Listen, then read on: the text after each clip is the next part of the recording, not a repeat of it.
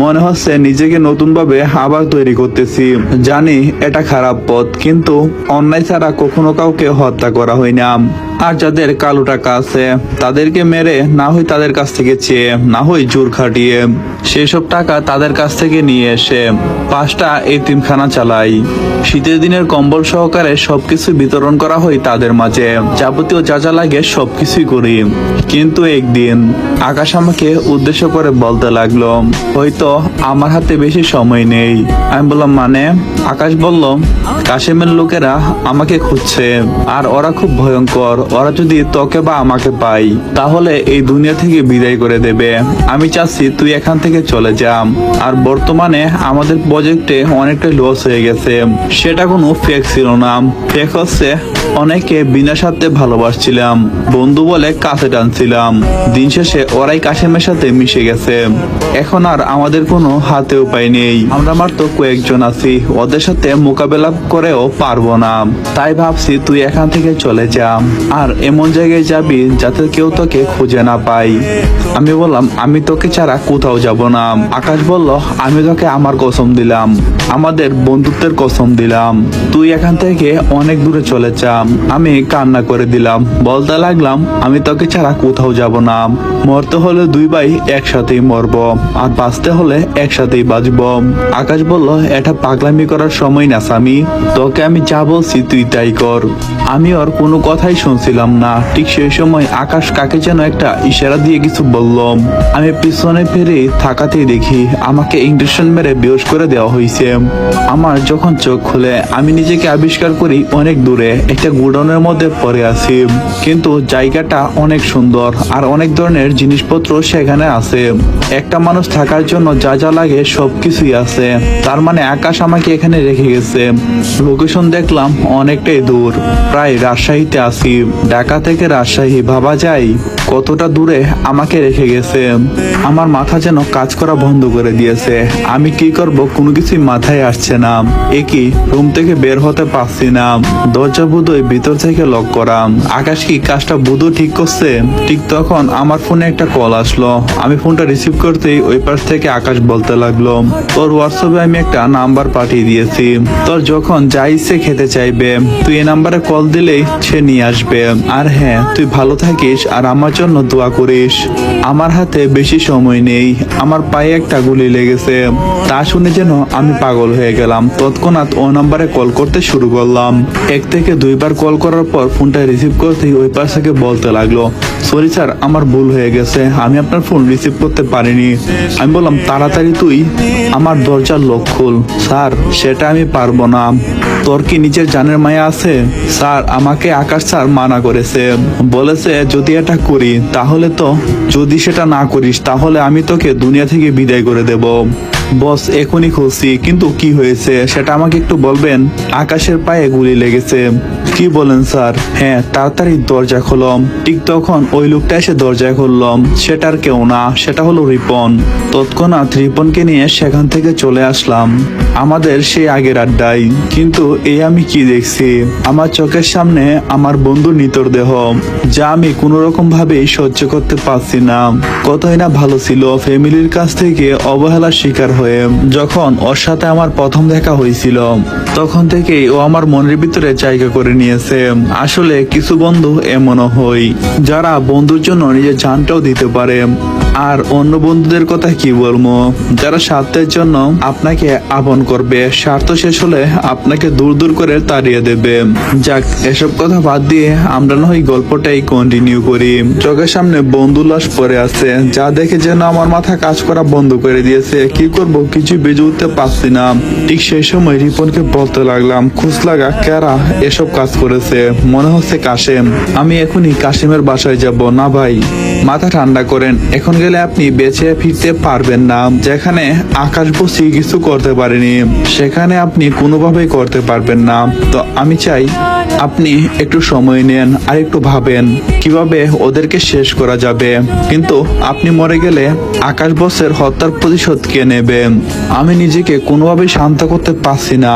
তুমি আমাকে কোনো একটা উপায় বের করে দাও। স্যার, আপাতত আপনি আমার সাথে চলেন। এই বলে আমি তার সাথে সেখান থেকে উঠে উঠে চলে গেলাম, সাথে আকাশের মৃতদেহ। আমি বললাম, তুমি আমাকে যেখানে নিয়ে যাচ্ছ সেখানে কাছে কোনো মসজিদ আছে? লোকটা বলল, হ্যাঁ আছে। তাহলে গাড়িটা মসজিদের সামনে দাঁড় করিও, আমি ইমামের সাথে কথা বলবো। স্যার, আমি আপনাকে যেখানে নিয়ে যাচ্ছি সেখানে চলেন, সবকিছুই কমপ্লিট হবে। আমি বললাম, আচ্ছা তাহলে চলো। তারপর তার সাথে সেখানে চলে আসলাম। সেখানে এসে প্রথমে আকাশের জানাজা করে তাকে দাফন করা হলো। আমার চোখ যে আর থামছে না, রাগে সারা শরীর যেন গোজ গোজ করছে, মনে হচ্ছে ওদেরকে চিবিয়ে খাই। ঠিক সে সময় পিছন থেকে কেউ বলে উঠলো, স্যার আপনাকে ডাকে। আমি বললাম, আমাকে কে ডাকে? আমি আপনাকে যার কাছে নিয়ে এসেছি সে। তারপর আমি চুপচাপ তার বাসার ভিতরে ঢুকলাম। দেখলাম যে একজন লোক টুপি পরে বসে আছে। আরে উনি তো সে যে আকাশের জানাজা পড়িয়েছিল। আমি তার পাশে গেলাম, তিনি আমাকে দেখে বসতে বলল আর বলতে লাগলো, বাবা কেমন আছো? আমি বললাম, হ্যাঁ আল্লাহর রহমতে ভালো। লোকটা বলল, আমি জানি তুমি ভালো নেই, আর হ্যাঁ যারা আকাশ বাবার এরকম অবস্থা করেছে তাদের কাউকে তুমি ছাড়বা না। আমি বলতে লাগলাম, আকাশের সাথে আপনার কোনো সম্পর্ক আছে? তখন তিনি বলতে লাগলো, আমি সেই কবির যার হয়ে আকাশ কাজ করত, আর যার কারণেই তোমাকে সে বের করতে পারছে। আমি বললাম, তার মানে আপনি সে? লোকটা বলল, হ্যাঁ। আমি বললাম, আমি জানতে চাই কাশেমকে, আর ওই কাশেম কেন আকাশকে টার্গেট করেছে? তারপর তিনি যা বলল তা শুনে যেন আমি আসমান থেকে বললাম। তখন তিনি বলতে লাগলো, তাদের চাহিদা ছিল তুমি, ওরা যে কোনো মূল্য তোমাকে হাসিল করার জন্য চাইছিল, কিন্তু আকাশ বলে দিয়েছে তুমি ওর বন্ধু, তোমাকে ওদের হয়ে কাজ করতে দেবে না। তাই তারা আকাশের উপরে অত্যাচার শুরু করে, দিনের পর দিন ওকে নানানভাবে হয়রানি করতে শুরু করছিল। ওরা ভেবেছিল আজকে তোমাকে জোর করে উঠিয়ে নিয়ে যাবে, কিন্তু আকাশকে জিজ্ঞাসা করতেই আকাশ বলে যে তুমি এখানে নেই, তুমি আমাদের গ্রুপ ছেড়ে চলে গিয়েছো। তা শুনে ওরা রেগে আকাশকে সেখানেই গুণ করে। তার মানে আকাশ আমার জন্য নিজের জীবনটা দিয়ে দিয়েছে? হ্যাঁ, কারণ আকাশ তোমাকে ছোট ভাই ভাবতো, কারণ তোমার চেহারা ওর মতোই দেখতে। আকাশই তো তার ফ্যামিলির বর্ণনা তোমাকে দিয়েছে, কিন্তু তার ছোট ভাইয়ের বর্ণনা তোমাকে দেয়নি। তার কারণ কি জানো? আমি বললাম, না। তার কারণ হচ্ছে আকাশের ছোট ভাইয়ের যেভাবে মৃত্যু হয়েছে তা কোনো মানুষই চায় না। অনেকটা নির্মম ভাবে তাকে হত্যা করছে, যার কথা ভেবলে এখনো আমার শরীর শিরশির করে উঠে। হত্যাটা কে করিয়েছে? আকাশ তাদের সবাইকে মেরে দিয়েছে, যা আমাকে আকাশ বলেছে। হে মারছে, কিন্তু কাশেমকে মারতে পারেনি। তার মানে কাশেমও কি এটার ভিতরে জড়িয়েছিল? লোকটা বলল, হ্যাঁ, তুমি ধৈর্য ধরো আর সবকিছুই সম্ভব। ঠিক সেই সময় কেউ একজন পিছনে তাকিয়ে দেখে একজন মেয়ে দাঁড়িয়ে আছে। মেয়েটা কবির আঙ্কেলকে উদ্দেশ্য করে বলতে লাগলো, আব্বু আপনাদের খাবার রেডি হয়েছে, আপনারা চলে আসেন, খাবার খেয়ে নেন উনাকে নিয়ে। আঙ্কেল আমাকে বলতে লাগলো, উঠো বাবা, অনেকক্ষণ তো হলো এখানে এসেছো, হালকা নাস্তা করে নাও, তারপর না হয় বাকি কথাগুলো বলবো। আমিও উঠে তার সাথে গেলাম। অনেকটাই ক্ষুধা লেগেছে, খাবার খেতে শুরু করলাম। খাবারের এক পর্যায়ে আঙ্কেল আমাকে উদ্দেশ্য করে বলতে লাগলো, মেয়েটাকে দেখিয়ে বলল, এটা হলো আমার মেয়ে, নাম হলো মেঘলা। আমি বললাম, ও। খাবার খাওয়া শেষ হওয়ার পর আমি মেঘলাকে বললাম, ভালো আছেন আপনি? মেঘলা বলল, হ্যাঁ আল্লাহর রহমতে অনেকটাই ভালো, আপনি ভালো আছেন? আমি বললাম, হ্যাঁ আমিও ভালো আছি। মেঘলা মা, আজ থেকে ওরা দুইজন আমার বাসায় থাকবে। আমি আঙ্কেলকে উদ্দেশ্য করে বলতে লাগলাম, এটা তো কথা ছিল না। আঙ্কেল বলল, আমি আশা করি তুমি আকাশের মতোই আমাকে সম্মান দেবা, আমার সব কথা তুমি রাখবা। আমি বললাম, আচ্ছা যথেষ্ট পরিমাণ চেষ্টা করব। আমিও চুপচাপ মেঘলার পিছনে পিছনে যেতে লাগলাম। তারপর রুম দেখিয়ে দিলাম। ওইখান থেকে শুরু হলো আমার জীবন যাত্রা। আস্তে আস্তে নিজেকে গঠন করলাম একজন সফল ব্যবসায়ী হিসাবে। আর হ্যাঁ, আকাশের ঘুনিকে আমি নিজ হাতেই হত্যা করেছি। আর কিভাবে করেছি তাহলে আপনারা শুনেন। একদিন অফিসে ডেস্কে বসে কাজ করছিলাম, এমন সময় রিপন এসে বলতে লাগলো, মামা একটা কাজ পেয়েছে, সেটা তোকে করতে হবে। আমি বললাম, কি এমন কাজ যেটা আমার আমাকেই করতে হবে। রিপন বলতে লাগলো, সেটা শোনার আগে আগে বল, তুই পিছুপা হবি না, তুই ওদেরকে শাস্তি দিবি। আমি বললাম, বেশি ঘুরিয়ে পেঁচিয়ে কথা না বলে সোজাসুজি বলে দে। তখন সে আমাকে উদ্দেশ্য করে বলতে লাগলো, আকাশের খুনিকে খুঁজে বের করতে পেরেছি। মানে কাশেমকে খুঁজে বের করতে পারছিস? আমার কথার উত্তরে সে বলতে লাগলো, হ্যাঁ ভাই পেরেছি, এবার তোকে বাকিটা করতে হবে। আবার বলা লাগে, এই বলে আমি সেখান থেকে উঠে গেলাম। রবিনকে নিয়ে চললাম সেই বাসার উদ্দেশ্যে। অনেকক্ষণ জার্নি করার পর একটা গুডাউনের সামনে এসে পৌঁছালাম। পকেট থেকে রুমালটা বের করে মুখটা বেঁধে নিলাম। সোজা গুডাউনের ভিতরে হামলাম। কোনো কথা নেই, শুধু ফায়ার চলছে। ওই পাশ থেকে সবাই যেন স্তব্ধ। কে আসছে এখানে? কেউ একজন বলতে শুরু করলো, স্যার এটা আগুন ছাড়া কেউ হবে না।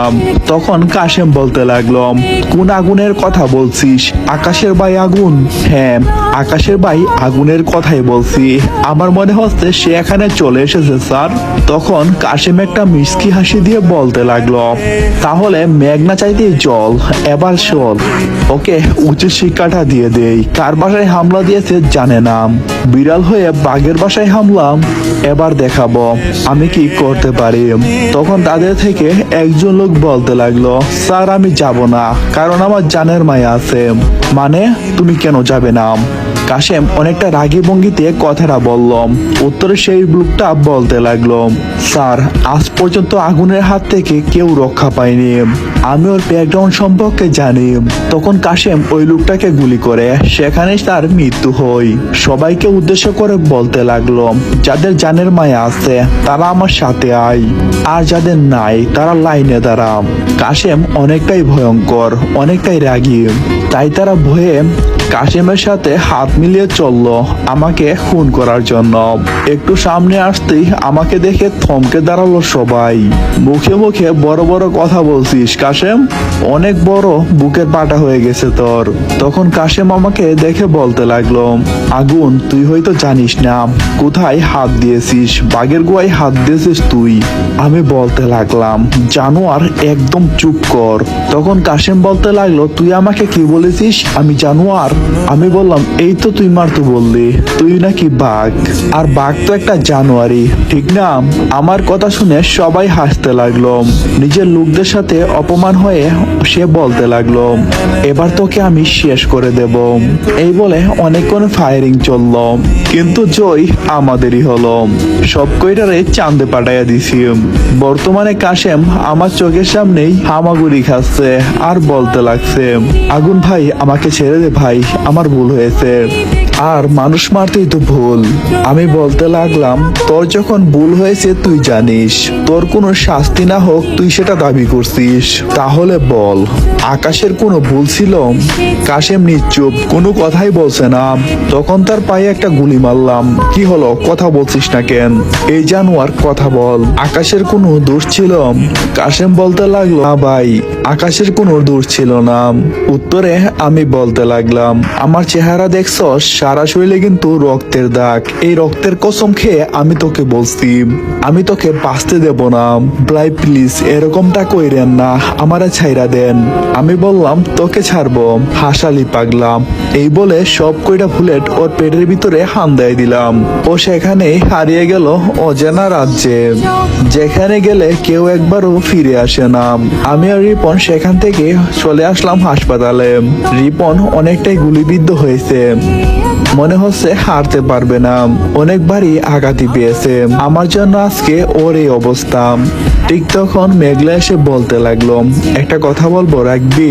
আমি বললাম, হ্যাঁ বল, কি কথা? মেঘলা বলল, আমি তোকে ভালোবাসি। এই কথা শুনে আমার মাথার রক্ত যেন একদম টকবক করে ফুটতে লাগলো। আমি বললাম, এই মুখে আর আমাকে ভালোবাসার কথা বলবি না। মেঘলা বলল, কেন?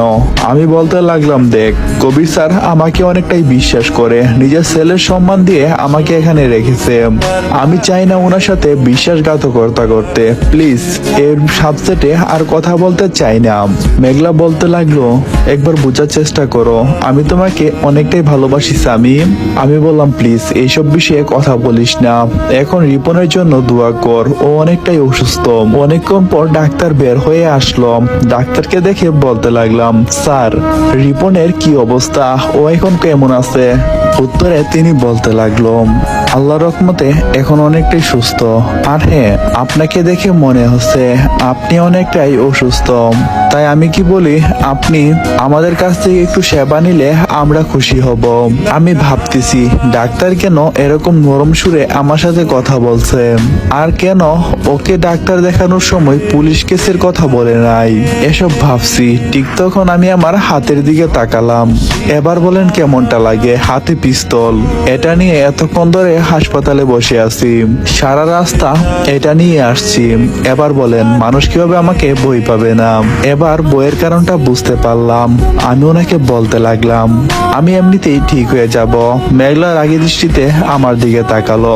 অনেক জোরে আমাকে কেবিনে পাঠানো হলো। সবচেয়ে বড় কথা কি গাই জানেন, আমি ইনজেকশন দেখলে অনেকটাই ভয় পাই। মূলত সেই জন্যই আমি সেখানে যেতে চাইছিলাম না। শেষ রক্ষা আর হলো না, এত বড় একটা সুজ। ভাই আমি শেষ। মেঘলা বলল, চুপ করো, বেশি কথা বলিও না। আমি বললাম, তোর মতো বান্ধবী থাকলে শত্রুর কোনো প্রয়োজন হয় না। মেঘলা কান্না মাখা মুখেও হাসতে লাগলো। আমিও মেঘলাকে অনেকটাই ভালোবাসি, কিন্তু পরিস্থিতির কারণে তাকে বলতে পারলাম না যে আমিও তোকে ভালোবাসি। এভাবেই দিন কাটতে লাগলো। তো এখানে ফ্ল্যাশব্যাক শেষ করলাম। আর এখন চলেন বর্তমানে। আব্বু আর ভাইয়ার অবস্থা এখন অনেকটাই খারাপ। ঠিকমতো তাদের সাথে কথা বলি না, কথায় কথায় অপমান করি। আমি সবচেয়ে বেশি অদ্ভুত হচ্ছি আম্মুকে দেখে। আমার সাথে কোনো কথা বলছে না, আমার পছন্দের খাবারই রান্না করছে, আড়ালে শুধু কান্না করতো আর বাহির থেকে বসে বসে আমাকে দেখতো। অনেকটাই মায়া হই মায়ের প্রতি। আমি জানি সবার সাথে রাগ করে থাকতে পারলেও মায়ের সাথে রাগ করে থাকতে পারবো না। যে বাবা সেই কাজ। আমি চুপচাপ চলে গেলাম মায়ের রুমে। গিয়ে দেখলাম আব্বু আম্মুকে বলতেছে, দেখছো আমাদের স্বামী অনেকটাই পরিবর্তন হয়ে গেছে, তাই না? অনেকটাই বড় লোক। আমরা ভুল করছি, তা আমরা স্বীকারও করেছি, কিন্তু আমাদেরকে ক্ষমা করছে না। আমার ছেলে আমাকে মা বলে ডাকে না কেন? আম্মুর এই কথা শুনে যেন আমার হৃদয়টা ধুমড়ে মুছতে যাচ্ছে।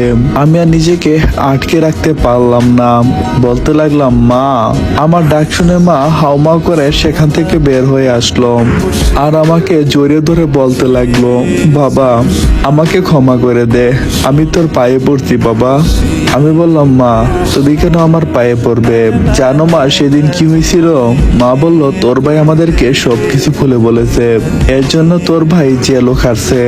আমি বললাম, আমি সবাইকে ক্ষমা করে দিয়েছি, তুমি সবাইকে ডাকো। আমার এই কথাই আম্মু অনেকটাই খুশি হলো। আব্বু দৌড়ে গিয়ে সবাইকে আমার রুমে আসতে বলল। আমি আম্মুকে সাথে করে আমার রুমে বসে বললাম, মেঘলা আর রিপন আমাকে দেখে কান্না করছে। আমাদের খুশিতে ওরা কান্না করছে। কারো চোখে কোনো হাসি নেই, সবার চোখে পানি, কিন্তু এটা আনন্দের। সবাইকে ক্ষমা করে দিলাম। বোনের বিয়েটা ভালোভাবেই সম্পূর্ণ হলো। দিন যেতে লাগলো। তারপর আর কি, মেঘলা আর স্বামীর বিয়ে হয়ে গেল। সুখে শান্তিতে বসবাস করতে থাকলো। আর হ্যাঁ, এবার হচ্ছে তোমাদের পালা। তোমরা কবে বিয়ে করতেছ? বর্তমানে তো শীত চলতেছে, বিয়েটা করে নাও। আর হ্যাঁ গাইস, একটা কথা, আমাকে কিন্তু তোমাদের বিয়েতে দাওয়াত দিবে। আর আশা করি খুব তাড়াতাড়ি তোমাদেরকে নতুন গল্প আমি দেব। জানি গল্পটা তেমন ভালো হয়নি, কিন্তু পরের গল্পের জন্য কিন্তু তোমরা অপেক্ষা করিও।